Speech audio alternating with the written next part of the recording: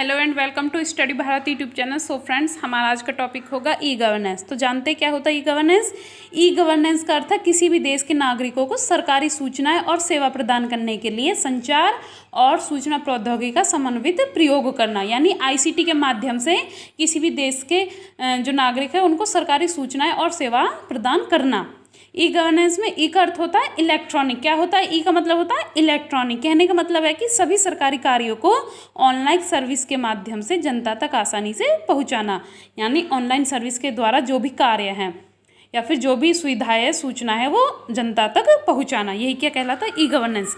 सरकार की आम नागरिकों के लिए उपलब्ध सुविधाओं को इंटरनेट के माध्यम से उपलब्ध कराना, यानी सरकार जो भी आम अपने नागरिकों के लिए जो भी सुविधाएं दे रही है उनको इंटरनेट के माध्यम से उन्हें उपलब्ध कराना क्या कहलाता है ई गवर्नेंस या ई शासन। क्या ई गवर्नेंस या ई शासन, यानी यहाँ पे ई गवर्नेंस और ई शासन का मतलब एक ही है। इस प्रकार के सूचना प्रदाता साधन सूचना प्रौद्योगिकी के रूप में जाने जाते हैं। क्या किस रूप में जाने जाते हैं? साधन सूचना प्रौद्योगिकी के रूप में जाने जाते हैं। ये साधन जो सूचना यानी आईटी के रूप में जाने जाते हैं। सूचना प्रौद्योगिकी के प्रयोग से सरकार को जनता एवं अन्य अभिकरणों को सूचनाओं के प्रसार हेतु प्रक्रिया को दक्ष, त्वरित एवं पारदर्शी बनाने तथा प्रशासनिक गतिविधियों के निष्पादन में सुविधा रहती है।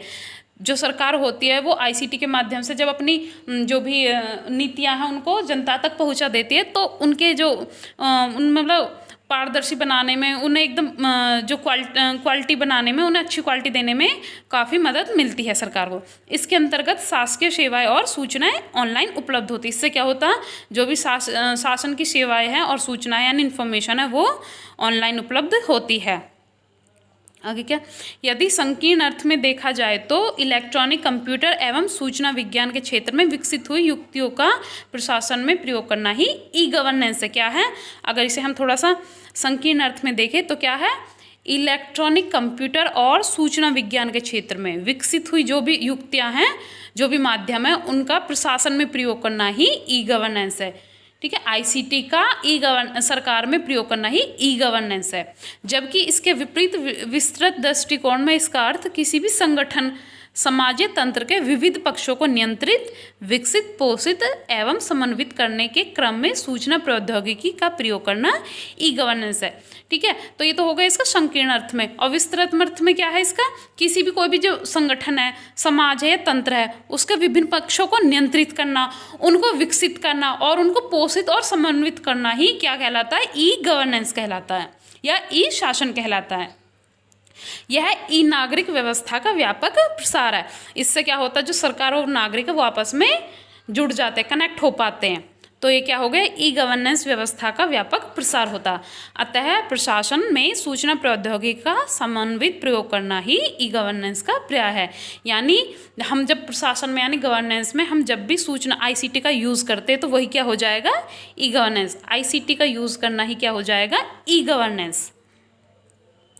लोक प्रशासन में इस प्रकार का प्रयोग सर्वप्रथम सन 1960 में अमेरिकी रक्षा विभाग द्वारा कुछ कंप्यूटरों को लोकल एरिया नेटवर्क से जोड़कर किया गया था। सबसे पहले इसका यूज़ कब किया गया था, लोक प्रशासन में इसका सबसे पहले प्रयोग किया गया था पब्लिक एडमिनिस्ट्रेशन में 1960 में। किनके द्वारा, अमेरिका रक्षा विभाग द्वारा। ओके, तो इन्होंने क्या किया था, कुछ कंप्यूटरों को यानी लैन के साथ में जोड़ दिया था, लोकल एरिया नेटवर्क के साथ में जोड़ दिया था। Advance research project administration network नामक यह परियोजना ही विस्तारित होकर वर्ल्ड वाइड वेब का रूप ले चुके हैं। यानी कि जो ये advance research project administration network था, यही जो परियोजना ये बाद में विस्तारित होकर बड़ी होकर यही WWW यानी वर्ल्ड वाइड वेब बन जाती है।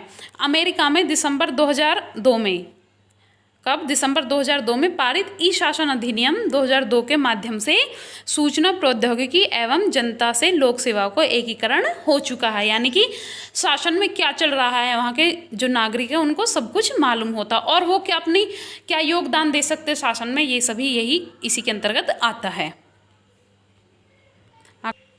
सूचना प्रौद्योगिकी अधिनियम 2000 ये क्या है, इसके बारे में जानते हैं। वर्ष 1990 के दशक में, कब, वर्ष 1990 के दशक के उत्तरार्ध से राष्ट्रीय एवं राज्य सरकारें उत्साहपूर्वक सूचना और संचार प्रौद्योगिकी प्रणाली को अपनाती चली आ रही है। यानी 1900 दशक के बाद से ही जो सरकारें हैं और विभिन्न देश इन चीज़ों को अपनाते आ रहे हैं। किसको? आईसीटी को अपने गवर्नेंस में यूज़ करते आ रहे हैं, जिसमें खास तौर पर इंटरनेट सहित वेब आधारित तकनीकी भी है।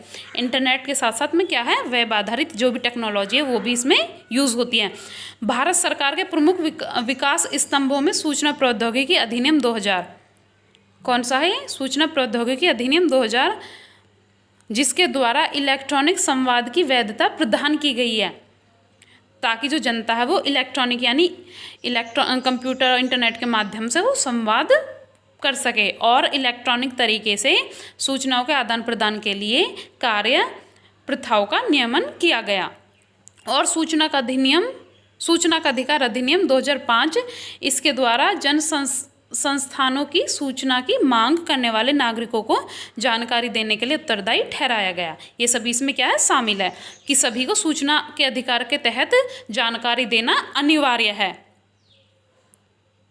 यानी किसी को भी बिना जानकारी के जो हम नहीं रख सकते। कोई भी किसी भी बारे में हमें जानकारी होना, ये हमारा स्वतंत्रता है, यही हमारी स्वतंत्रता है, हमारा अधिकार है। नेक्स्ट है इलेक्ट्रॉनिक सेवा प्रदायन विधेयक 2011। इसके अंतर्गत क्या होता है, ई गवर्नेंस की दिशा में मजबूत पहल करते हुए सरकार ने, किसके रूप में? ई गवर्नेंस की दिशा में ज़्यादा से ज़्यादा चीज़ों को ई गवर्नेंस से जोड़ने के लिए सरकार ने 27 दिसंबर 2011 को लोकसभा में इलेक्ट्रॉनिक सेवा प्रदायन विधेयक 2011 पेश किया। कब किया था सरकार ने? 27 दिसंबर 2011 को। ये क्वेश्चन बन सकता, और कहाँ पे, कौन से सदन में किया गया था? लोकसभा में। ओके, तो इसने उनके लिए आशा बढ़ाई जो लंबे समय से शासन व्यवस्थाओं को तकनीकी शक्ति से उन्नत करने और ऐसे तंत्र की मांग कर रहे थे जिससे लोक सेवाओं का प्रदायन हो सके। यह उनके लिए काफ़ी अच्छी खबर हो गई थी कि जो चाहते थे कि जो सरकार है वो एकदम पारदर्शी हो जाए और जो भी उनकी शिकायत है वो सरकार तक पहुंचा सके। सरकारी सेवाएं प्रदान करने और लोगों को उनके घर पर ही इलेक्ट्रॉनिक रूप से बिना किसी अधिकारी के शोषण के सेवा प्रदान करने की व्यवस्था विधेयक में की गई कि जो भी नागरिक है वो अपने घर से ही प्रत्येक सरकारी जो सुविधाएं हैं उनका लाभ उठा सके। वो किसी भी अधिकारी के ऑफिस के चक्कर काटने से अच्छा वो अपने घर पर ही ऑनलाइन माध्यम से सुविधाओं का लाभ प्राप्त कर सके। केंद्र एवं राज्य सरकारों को विभागों की सेवाओं की एक सूची, ऐसी सूची जारी करनी होगी जिन्हें इलेक्ट्रॉनिक रूप से 180 दिन के भीतर उपलब्ध कराया जाएगा। तो इसमें क्या था, इसमें जो केंद्र सरकार और राज्य सरकार और उनके विभिन्न विभागों को एक ऐसी सूची तैयार करने के लिए कहा गया था जिन्हें इलेक्ट्रॉनिक यानी ऑनलाइन माध्यम से 180 दिन के भीतर उपलब्ध कराया जाएगा। सूचना के अधिकार के तहत 180 दिन के अंदर जो उसे उपलब्ध कराया जाएगा और 5 वर्ष के भीतर सेवाओं को शुरू कर दिया जाएगा। इसके अंतर्गत क्या था कि जो 5 वर्ष के बाद ही सेवाओं को स्टार्ट कर दिया जाएगा, क्योंकि ऐसी सेवाओं के प्रदान का समय सीमा निश्चित होती है कि एक निश्चित समय सीमा होती है जिसके तहत ही ये सुविधाएं दी जा सकती हैं। जिम्मेदार अधिकारियों पर 20,000 तक का जुर्माना आरोपित किया जा सकेगा कि जो भी अधिकारी इन सेवाओं को देने से मना करता है, कोई भी सूचना इन्फॉर्मेशन देने से मना करता है, उसके विरुद्ध 20,000 रुपये तक का जुर्माना इसमें तय किया गया था। अभी हम देखते हैं ई गवर्नेंस की श्रेणियाँ कौन कौन सी है। भारत एवं विश्व के कई देशों में ई गवर्नेंस कई रूप में परिवर्तित है। ई गवर्नेंस की परियोजनाओं को सेवा प्रदान करने की दृष्टि से निम्नलिखित श्रेणियों में विभाजित किया गया। मतलब जो ई गवर्नेंस है उसकी परियोजनाओं को अलग अलग तरीके से विभाजित किया गया। क्या क्या है देखते हैं। G2G, इसका क्या, गवर्नमेंट टू गवर्नमेंट। G2G का मतलब होता, ये आपके जो एग्ज़ाम के पॉइंट ऑफ व्यू से बहुत ज़्यादा इंपॉर्टेंट है G2G। तो इसका मतलब गवर्नमेंट टू गवर्नमेंट, सरकार से सरकार तक। जब सरकार के किसी विभाग का दूसरे किसी विभाग से ई गवर्नेंस के माध्यम से संपर्क होता, फिर से देखिए, जब सरकार का मतलब जो कोई भी एक विभाग है उसका किसी दूसरे विभाग से, यानी मानव संसाधन विकास जो मानव विकास संसाधन मंत्रालय, इसका अगर वित्त मंत्रालय से इसका संपर्क होता है ई गवर्नेंस के माध्यम से, तो ये G2G यानी गवर्नमेंट टू गवर्नमेंट श्रेणी में ही आता है। कोई भी दो विभाग, चाहे वो कृषि मंत्रालय हो या फिर खाद्यान्न मंत्रालय, इनका जब आपस में कोई भी कनेक्शन होता है किसके माध्यम से, ई गवर्नेंस के माध्यम से, तो इसे ही हम गवर्नमेंट टू गवर्नमेंट कहते हैं।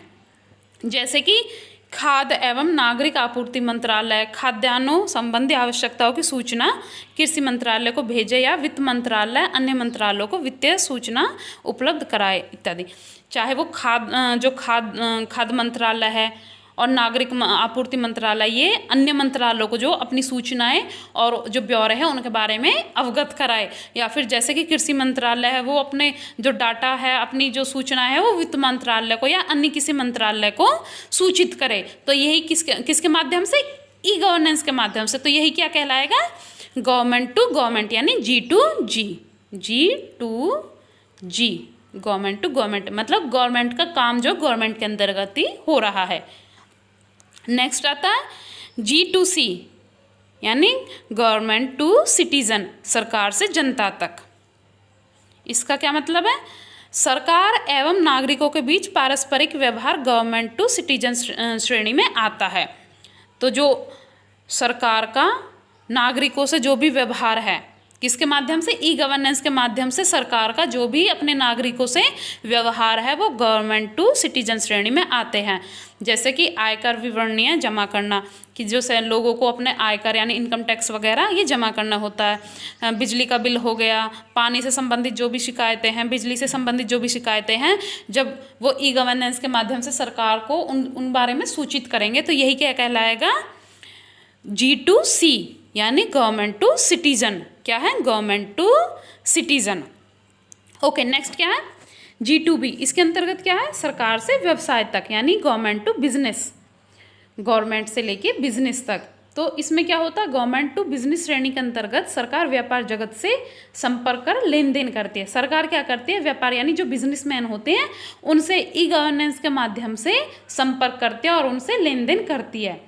जैसे कि ऑनलाइन ट्रेडिंग होती है, यानी ऑनलाइन जो व्यापार होता है, और सीमा एवं उत्पाद शुल्क, जो भी उनके ऊपर टैक्स वगैरह लगाया जाता है, इस बारे में, अब जैसे GST वगैरह हो गए तो इस बारे में ही जो भी वो पे करते हैं या कोई भी सूचना वो सरकार को देते हैं, सरकार उनसे कुछ भी लेन देन करती है, किसके अंतर्गत आता है, गवर्नमेंट टू बिजनेस। किसके अंतर्गत, गवर्नमेंट टू बिजनेस। नेक्स्ट है हमारा G2E, क्या है, G2E, इसमें क्या होता है, government to employ, government to employ. इसमें क्या होता है,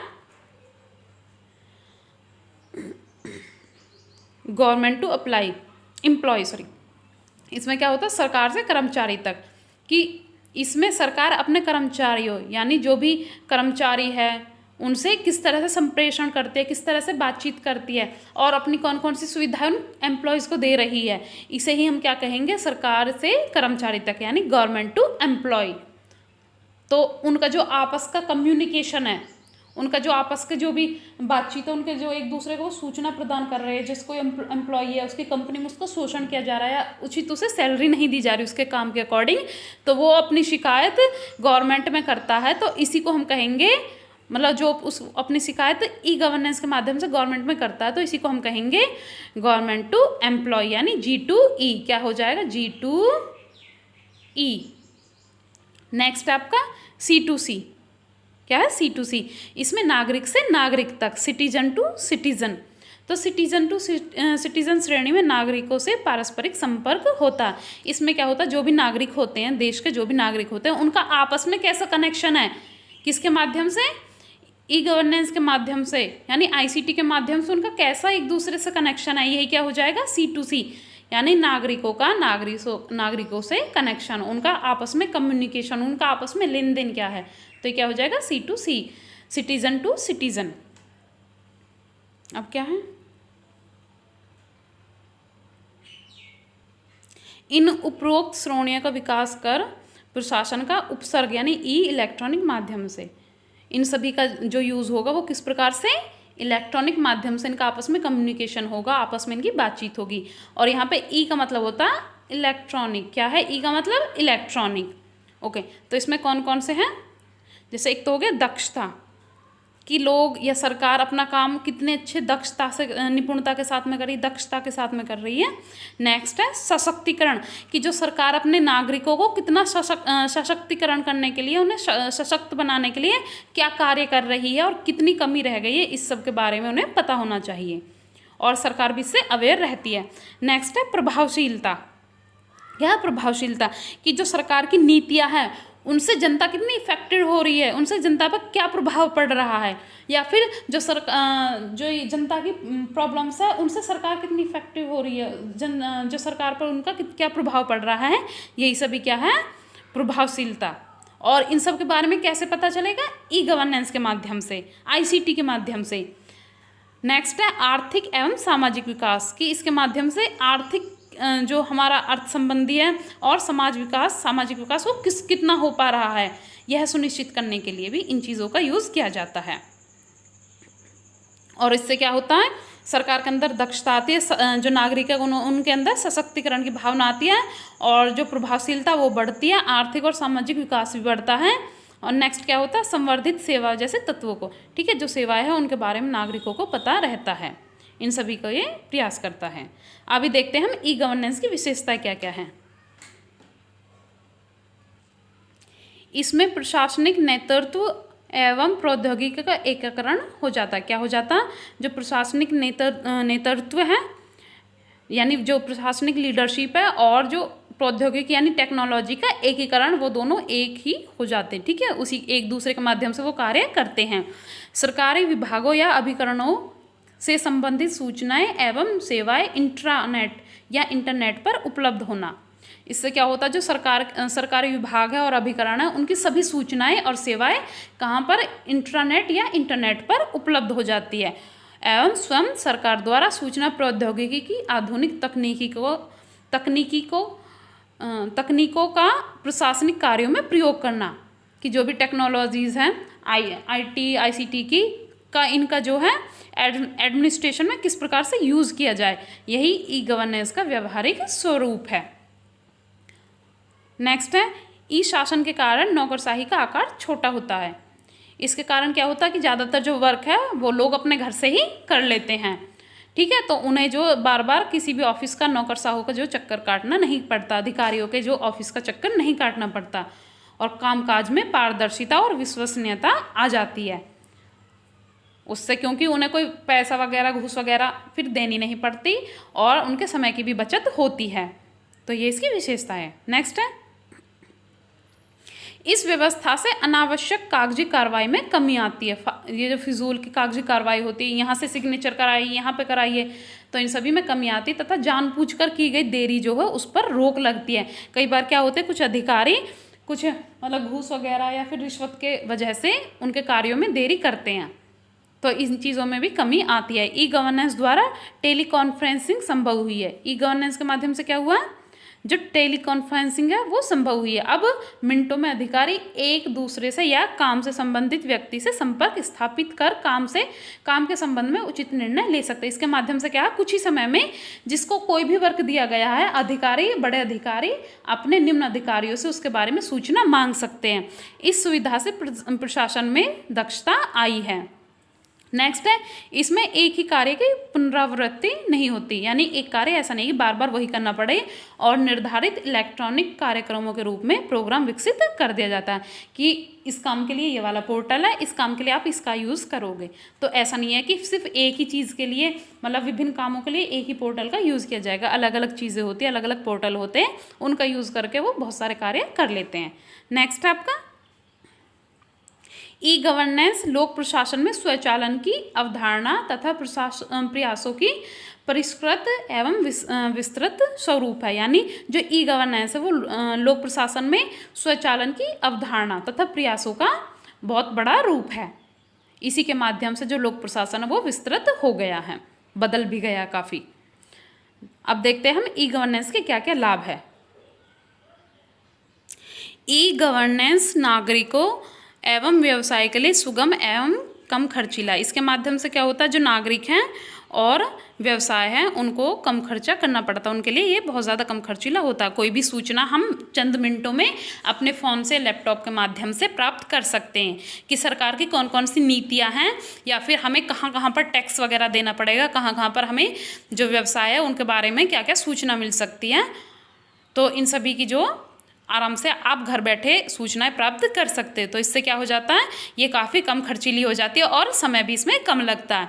इसके माध्यम से बिना समय, ऊर्जा व पैसा गंवाए नवीनतम सूचनाएं प्राप्त हो जाती है और यह भी पता चल जाता है कि कार्य किस चरण में, यानी हम बिना समय गंवाए और अपनी बिना ऊर्जा गंवाए, बिना पैसा गंवाए यह जान सकते हैं कि सूचनाएं, नई नई सूचनाएं क्या हैं, क्या क्या नई नई स्कीम आई है गवर्नमेंट की, और अभी वो कितना कार्य, कितना मतलब कितने प्रोसेस में है। नेक्स्ट आपका ई शासन के लाभों में शामिल है। एक क्या हो जाता है, एक सबसे बड़ी चीज़ है इसमें पारदर्शिता आ जाती है। जो भी शासन है पारदर्शिता आ जाती है, लोगों को पता रहता है कि सरकार हमारे लिए क्या योजना बना रही है। उत्तरदायित्व आ जाता है, यानी सरकार का जो लोगों के प्रति उत्तरदायित्व बढ़ जाता है। उन्हें पता रहता है कि अब लोगों को, जो जनता है ये सब कुछ जानती है, तो जो भी कार्य करेंगे हम वो अच्छे से करेंगे। और नेक्स्ट क्या है, जवाबदेही। और जनता अगर कुछ भी जो सरकार है वो कुछ भी अगर गलत करती है तो उसे जनता के प्रति जवाबदेह होना पड़ेगा, जनता को जवाब देना पड़ेगा। तो ये इसके प्रमुख लाभ हैं। अब देखते हैं ई गवर्नेंस से कौन कौन सी सुविधाएं मिलती हैं। सबसे पहले क्या होता है, सरकारी विभागों की संगठनात्मक, कार्यात्मक एवं प्रक्रियात्मक सूचनाएं। इसके माध्यम से जो भी सरकारी विभाग है उनकी संगठनात्मक और कौन कौन सी कार्यात्मक और प्रक्रियात्मक सूचनाएं, इन सभी के बारे में आम जनता को पता चलता है, व्यवसायों को पता चलता है, बिजनेसमैन को पता चलता है। नेक्स्ट है विकासपरक एवं सामाजिक कल्याण से संबंधित योजनाओं का विवरण पता चलता है कि कौन कौन सी विकास से संबंधित सरकार हमारे लिए योजनाएं लेकर आ रही है, समाज कल्याण से संबंधित कौन कौन से योजनाएं हैं, कौन कौन से एक्शन कर रही है सरकार। तो इस सभी के बारे में यहाँ से पता चल सकता है, किसके माध्यम से, ई गवर्नेंस के माध्यम से। ओके, तो ई गवर्नेंस के माध्यम से पता चल सकता है कि कौन कौन सी सरकार की विकासपरक योजनाएं हैं, समाज कल्याण से संबंधित कौन सी योजनाएं हैं। नेक्स्ट है आदेश पत्रों की उपलब्धता एवं भरे हुए पत्रों की स्वीकार्यता, यानी जो भी आप अपने घर से ही कोई भी एप्लीकेशन या लेटर्स वगैरह घर से ही टाइप करके वो ईमेल के थ्रू सेंड कर सकते हो, और वो भी क्या हो जाएंगे, वो मान्य है। ऐसा नहीं है कि उन्हें माना नहीं जाएगा, सिर्फ जो कागज़ पेंसिल है उन्हीं को माना जाएगा, ऐसा नहीं है। कागज़ तो इसके अलावा भी जो ईमेल है ये भी मान्य होते हैं। आसान पंजीकरण सुविधा, इसके माध्यम से क्या होता है, जब आपको कहीं पे पंजीकरण कराना होता है तो आपको लंबी लाइनों में नहीं लगना पड़ता है।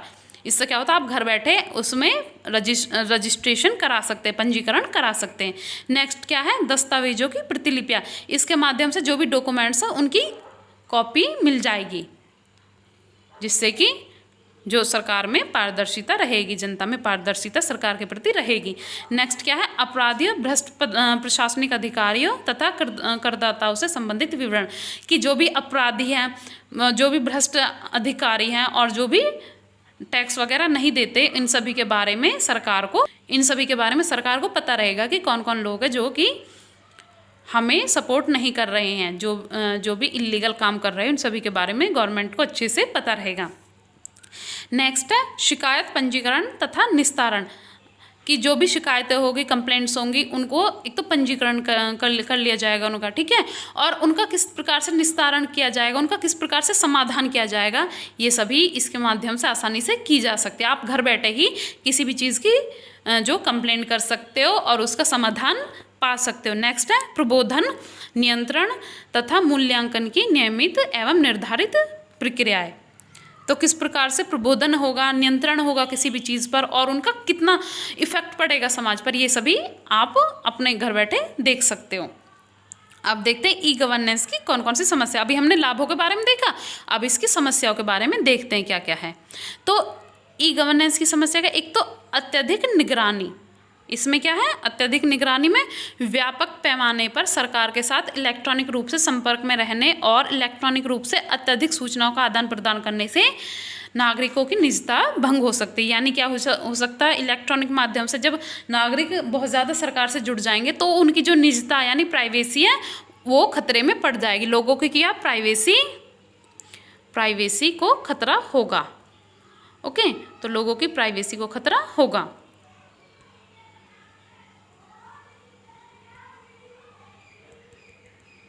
नेक्स्ट है लोगों की जो निजता उसमें उनको खतरा होगा, वो भंग हो सकती है। सरकार उनसे किसी भी टॉपिक के ऊपर कोई भी सूचना मांग सकते हैं। नेक्स्ट क्या है, लागत। ई गवर्नेंस में सबसे संबंध प्रौद्योगिकी के विकास एवं क्रियान्वयन में अत्यधिक धन व्यय होता है। इसमें क्या होता है कि जब बहुत सारी चीज़ें एक ही प्लेटफॉर्म पर उपलब्ध करानी होती है, सरकार को एक ही प्लेटफॉर्म पर उपलब्ध करानी होती है, तो इससे क्या होता है, अत्यधिक धन का व्यय होता है, धन का ज़्यादा खर्चा होता है। नेक्स्ट क्या है, सभी की पहुंच में ना होना।